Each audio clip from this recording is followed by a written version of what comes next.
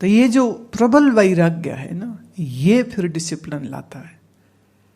फिर वो किसी को दिखाने के लिए नहीं कुछ करता है, फिर वो अपना उद्धार स्वयं करता है। और याद रहे, उसमें भी भले शरीर से गुरु से दूर हो, लेकिन शिष्य के हृदय में, शिष्य के हृदय के सिंहासन में उसके गुरुदेव हमेशा सुशोभित रहने चाहिए। तो दिन हो कि रात्रि हो, गुरु का स्मरण और अहोभाव कभी छूटना नहीं चाहिए। क्योंकि गाहे बगाहे जो तुम सोचते हो वो सच होने लग जाता है। अगर आप दुनिया ही सोचते रहोगे तो दुनिया की चीजें मिलने लग जाएंगी तुमको। लेकिन अगर दिन और रात तुम्हारी प्रार्थनाएं आत्मबोध की हैं, अपने आत्म कल्याण की हैं, तो फिर जैसे चातक चंद्रमा को चाहता है ना, ऐसे शिष्य का हृदय गुरु को चाहे। कि जैसे मछली तड़पती है बिना जल के, ऐसे तुम्हारा मन बिना गुरु दर्शन के तड़पे।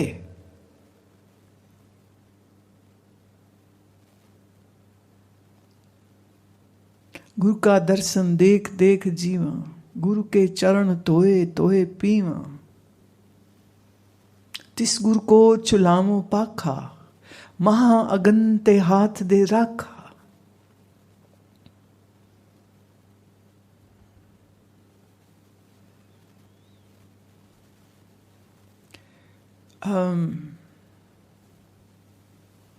शिष्य का जो हृदय का भाव है ना, वो भाव अगर ठीक से बन गया, जिसे श्री कृष्ण गीता में कहते हैं, श्रद्धावालम लभ्यते ज्ञानम तत्परा संयते इंद्रिय। जो श्रद्धावान है वही ज्ञान की उपलब्धि कर लेगा। जिसके हृदय में श्रद्धा नहीं है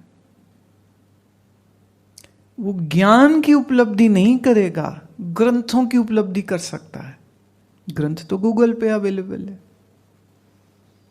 ग्रंथ तो लाइब्रेरीज में भी मिल जाएंगे। ग्रंथों में जो शब्द लिखे हैं वो आप अंधे थोड़े ना है, पढ़ना आता है तो पढ़ लेंगे। सब सूत्र श्लोक सब संहिताएं तुम पढ़ सकते हो, लेकिन किसने कहा कि उससे ज्ञान भी हो जाएगा? इससे ज्ञान आभास होता है, ज्ञान नहीं होता है। ज्ञान होना और ज्ञान का आभास होने में बहुत बड़ा फर्क होता है। जैसे असली भोजन खाना और भोजन की फोटो कोई तुमको दे दे, दोनों समान नहीं होते हैं। शब्द में ज्ञान नहीं होता है, वो शब्द की टंकार जो निकलती है, उस टंकार की ऊर्जा से वह अपरोक्ष अनुभूति का रास्ता खुलता है। इसलिए अपने वैराग्य को और अपनी श्रद्धा को बिल्कुल एकदम अटूट रखने की आवश्यकता होती। पर अब चीज ऐसी है ना, हम किसी को चाह सकते हैं, कोई हमें बड़ा पसंद है, हम ये भी कर सकते हैं, लेकिन किसी मानव के प्रति उसे ईश्वर समान समझते हुए श्रद्धा पूर्ण होकर नतमस्तक होना, ये कैसे होता है ये तो मालूम नहीं, मैं कैसे बताऊं। ये है तो है और नहीं है तो नहीं है। लगाव श्रद्धा नहीं है, गुरु से लगाव श्रद्धा नहीं है। लगाव तो 10 चीजों से हो जाता है। नहीं बोले गुरुजी बड़े अच्छे लगते हैं, अच्छी तो तुम्हें आइसक्रीम भी लगती है, अच्छा तो तुम्हें अपने घर का कुत्ता भी लगता है। तो अब गुरु भी अच्छे लग रहे हैं तो मतलब क्या, दोनों सब चीजें बराबर हो गई ना यहाँ, तो इसको हम क्या मानेंगे। प्रेम मतलब आकर्षण, प्रेम मतलब खिंचाव, प्रेम मतलब कि तुम याद न करो और उनकी याद बनी रहे। मैं गाती हूं ना, एक याद तुम्हारी याद रहे और दिल में किसी की याद न हो, इस दिल की सुंदर नगरी में बस और कोई आबाद न हो। अब ये करने की चीज नहीं, अब है तो है, और वो हो जाए तो ये प्रेम ही फिर परिवर्तित होके, परिमार्जित होके श्रद्धा हो जाता है। और श्रद्धावान ही बोलते हैं ज्ञान को प्राप्त करेगा। और श्रद्धावान ही कैसे प्राप्त करेगा? संयत इंद्रिय, क्योंकि उसका इंद्रिय का संयम, इंद्रिय का संयम कब होगा? जब संसार की असारता समझ लग जाए। और संसार की असारता कब समझ लगेगी? जब संसार से अधिक प्यारा गुरु लगने लग जाए।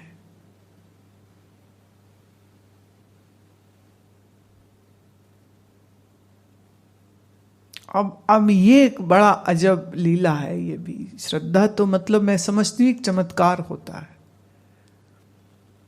गुरु प्रेम तो मेरे को लगता है एक बहुत बड़ा करिश्मा होता है। अगर किसी के अंतःकरण में ये जागृत हो जाए तो फिर तो समझिए उसका जीवन यूं सहजता से मक्खन एकदम बदल जाता है।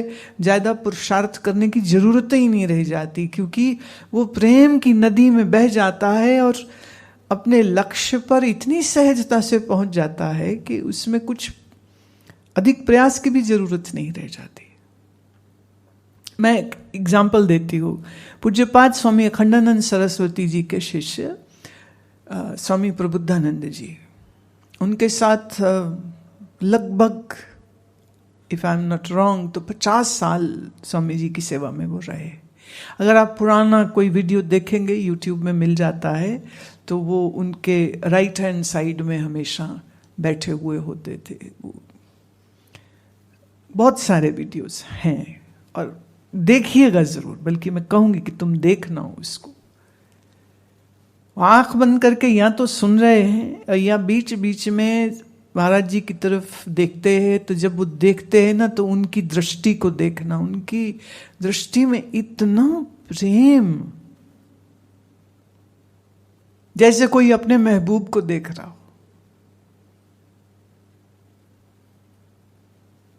तो स्वामी प्रबुद्धानंद जी का मेरे से बहुत स्नेह, बहुत आशीर्वाद रहा। एक समय पर वो यहाँ आश्रम में मेरे पास रहे थे, लगभग 1.5 महीना रहे थे।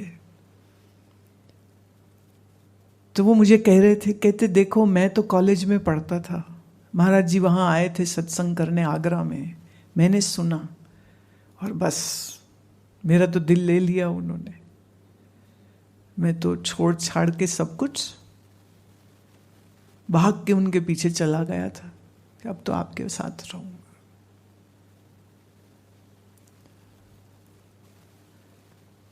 कहते मैं किसी विद्यालय में जाके संस्कृत नहीं सीखा, किसी आचार्य के पास बैठ के मैंने ग्रंथ नहीं पढ़े, बस महाराज जी को सुनता था। और महाराज जी को श्रवण करते करते क्या उपनिषद, क्या भगवद गीता, क्या ब्रह्म सूत्र, क्या विवेक चूड़ामणि, अपरोक्ष अनुभूति, मांडुक्यकारी का सारे प्रकरण, श्रीमद् भागवत, रामायण, वाल्मीकि रामायण, रामचरितमानस, 50 साल महाराज जी के चरणों में बैठ के श्रवण करता रहा हूं। तो बोले जो जो श्लोक सुनता गया ना, वो सारे श्लोक याद हो गए। अलग से बैठ के याद नहीं किए, रट्टे नहीं मारे लगे विद्यार्थी ना जैसे रट्टे मारते हैं। बोले मैंने कभी रटा नहीं, कभी अलग से बैठ करके क्या हो, आज तो मतलब हम 16वां अध्याय गीता का करके ही उठेंगे, या आज तो हम ब्रह्म सूत्र का पाठ करके ही उठेंगे और रट के उठेंगे, सब याद करके ही उठेंगे। बोले कभी भी नहीं ऐसा किया। महाराज जी बोलेंगे तो उनके चरण में बैठ के श्रवण करेंगे, महाराज जी जब नहीं बोलेंगे तो उनका भोजन, उनके वस्त्र, उनका सोना, उनका जब शरीर थोड़ा अस्वस्थ हो गया था तो उनकी दवाई, उनकी ट्रैवलिंग, उनका हर चीज का जो आयोजन संयोजन है ये स्वामी जी करते थे। पर श्रवण किया है बैठ के चरणों में।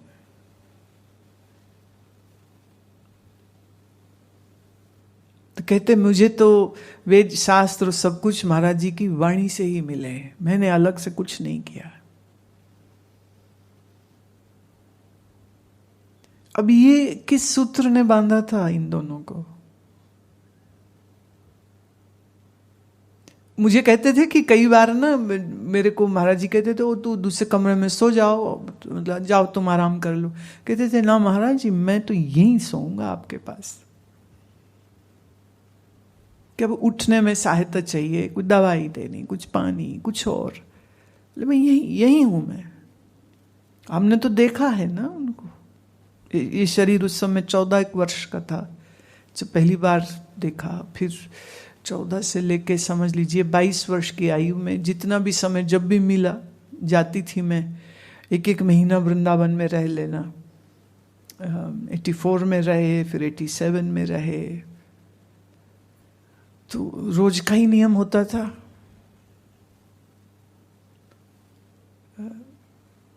जा करके उनके सत्संग जब वो करेंगे तब बैठ करके सुनना, और जब वो सत्संग नहीं करेंगे तो भी वहाँ का जो इतना वो ऊर्जामयी, इतना सुंदर वातावरण कि उस धरती में पांव रखो और मन शांत, ऐसा अद्भुत। वो जो स्मृतियां मेरे हृदय में हैं, हमारे लिए वो आश्रम आज भी हमारे साथ, हमारे लिए वैसा ही। अब आज अगर जाएंगे, आज सब कुछ बदल गया, वो नहीं रहे, बाकी संत हैं, लेकिन वो जो खुशबू थी वो तो उनकी वजह से ही थी। वो नहीं है तो बहुत प्रिय है, मुझे आज भी प्रिय है। लेकिन इतनी घनिष्ठता का एक वास्तविक जो प्रमाण अपनी आंखों से मैंने देखा है, वो मेरे लिए आदर्श, कि शिष्य हो तो ऐसा और गुरु हो तो ऐसा।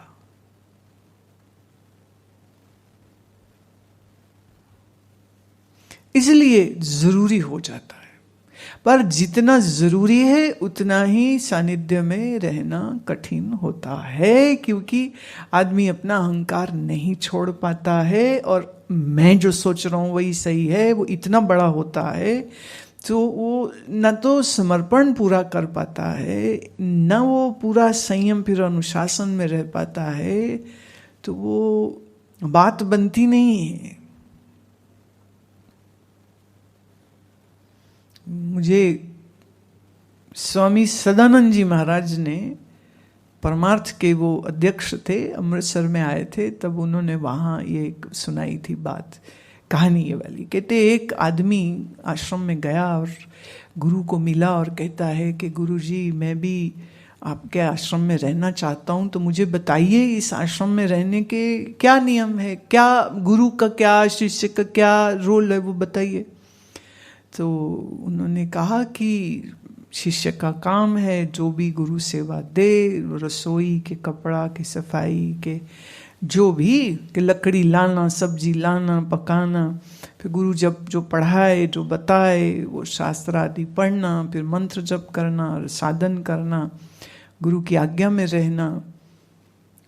तो उसने कहा अच्छा, ये तो बहुत कुछ है। और गुरु जी का क्या रोल होता है? बोले गुरु का रोल है कि वो अपने आसन में शुभायमान होते हैं और शिष्य के निर्देश देते हैं कि ये करो ये करो, और पढ़ाते हैं और ध्यान आदि के सूत्र देते हैं। कहते अच्छा, तू सोच में न पड़ गया। अच्छा अच्छा, तो क्या सोच रहे हो? बोले मैं सोच ही रहा हूं कि गुरु होके रहो कि शिष्य होके, तो मुझे लगता मैं तो गुरु होके रहना चाहूंगा। ये शिष्य वाला मामला तो बड़ा बड़ा टेढ़ा है, और मैं देख भी रहा हूं सारे भागे फिर रहे, तो मैं तो गुरु होके रहना चाहूंगा। गुरु जी कहते बहुत अच्छी बात, तो फिर बेटा वो रहा सामने मेन गेट, जहां से आए तो वहीं से निकल लो, क्योंकि एक आश्रम में तो एक ही गुरु रहेगा, दो तो होंगे नहीं।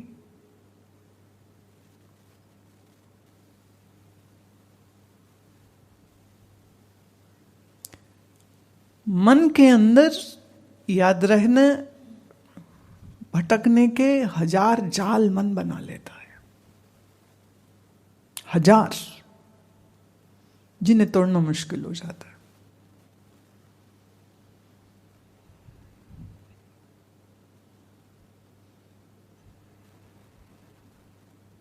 कभी कुछ और कभी कुछ।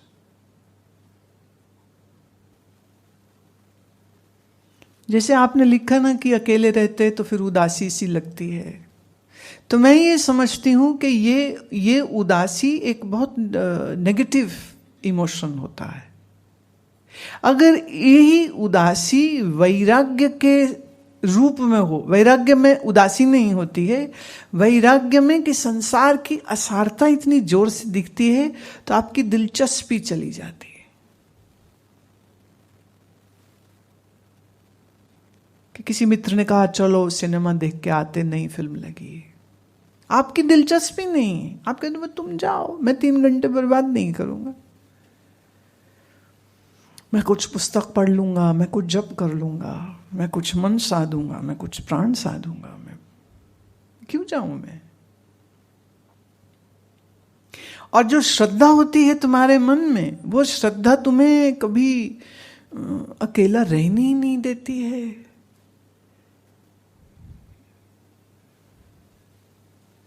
यूं तो हम खाली कमरे में खाली से बैठे दिखते हैं, यूं तो हम खाली कमरे में खाली से बैठे दिखते हैं, देख सको तो जरा दिल में झांको, प्रियतम की याद में भरे बैठे।